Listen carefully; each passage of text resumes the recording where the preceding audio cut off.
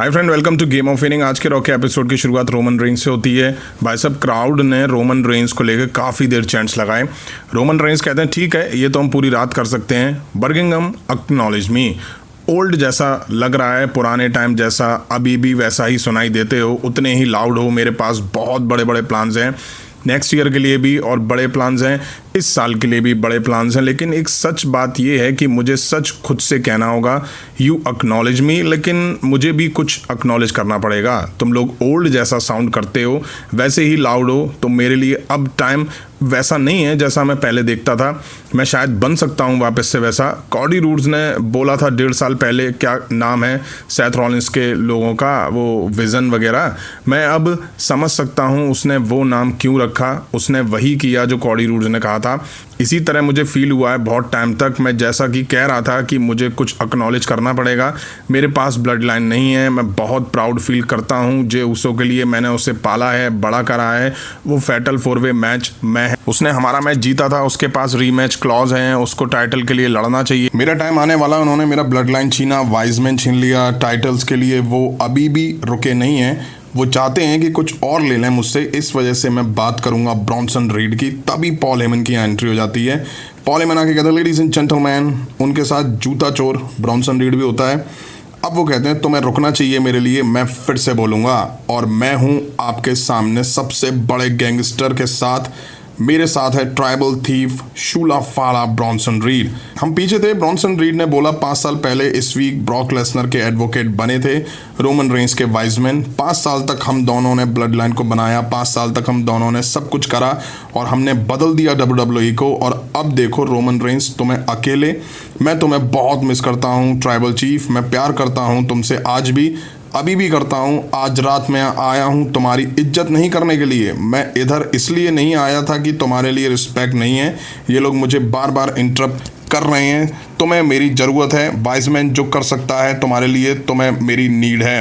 Clash in Paris में कुछ और ही करूंगा। Bronson read clash in Paris में तुम्हें तोड़ के रख देगा। ब्रॉन्सन रीड कहते हैं, Roman Reigns clash in Paris में ये इज्जत नहीं होगी तुम्हारी। मैं रोमन रेंस तेरी धुलाई करने वाला हूँ। तुम बड़े आदमी हो, तुम्हें एक सबक मिलना चाहिए। मुझे क्यों किसी ने नहीं बताया कि तुम तो मेरे हो। मैं तुझे एक और शॉट देता हूँ। मेरे लोगों से माफ़ी मांगो मेरा टाइम खराब करने के लिए। ब्रॉन्सन रीड आगे कहते हैं, तुम नहीं चाहते मैं वहाँ हूँ। रोमन रेंस कहते हैं, मैं ही आ जाता हूँ। रोमन रेंस निकल के ब्रॉन्सन रीड से जाके बढ़ जाते हैं। लड़ते हुए ये रिंग के पास आ जाते हैं। ऑफिशियल आके रोकते हैं, but Bronson read Roman Reigns को डाउन करते हैं और सुनामी ले जाते हैं। बट रोमन रेंस सुपरमैन पंच दे के रिंग के बाहर उन पर डैब लगा देते हैं। ब्रॉन्सन रीड ने फिर कोशिश करी जूता उतारने की, बट इस बार रोमन रेंस ने उसी जूते से मुंह पे ब्रॉन्सन रीड के छाप दिया जूता।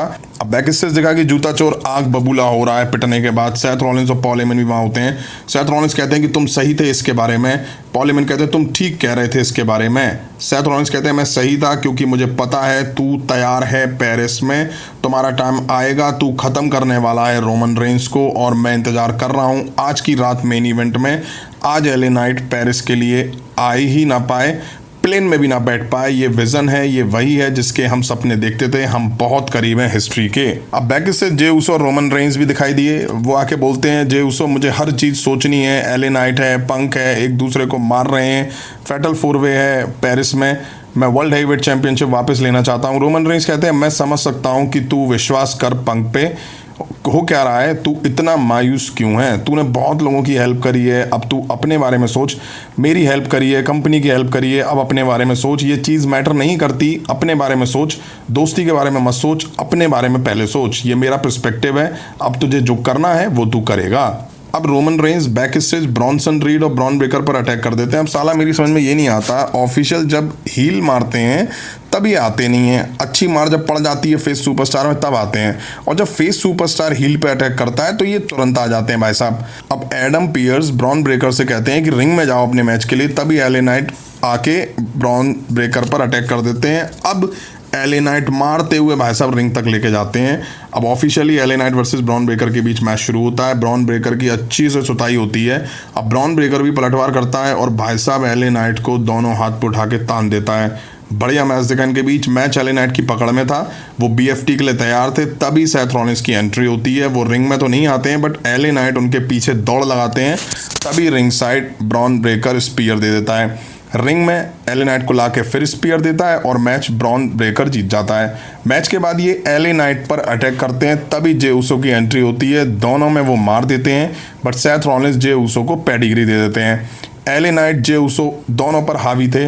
अब सीएम पंक आते हैं, ब्रॉन ब्रेकर में मार देते हैं। रिंग में सेथ रॉलिंस और पंक एक दूसरे से भिड़ जाते हैं।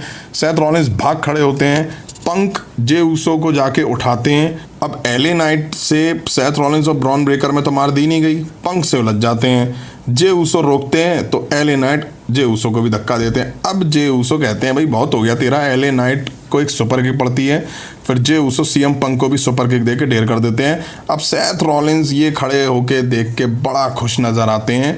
ब्रॉन ब्रेकर से वो कहते हैं लड़ने दे, इनको लड़ने दे, हम यहीं खड़े होकर तमाशा देखेंगे। यहीं आज रॉ का एपिसोड एंड हुआ। आज के एपिसोड में क्लैश इन पेरिस की हाइप पे ही फोकस था, क्योंकि ये रॉ का आखिरी एपिसोड था क्लैश इन पेरिस से। रोमन रेंस जूता चोर के बीच अच्छा ब्रॉल दिखा, थोड़ी और मार पड़ती तो अच्छा होता यार।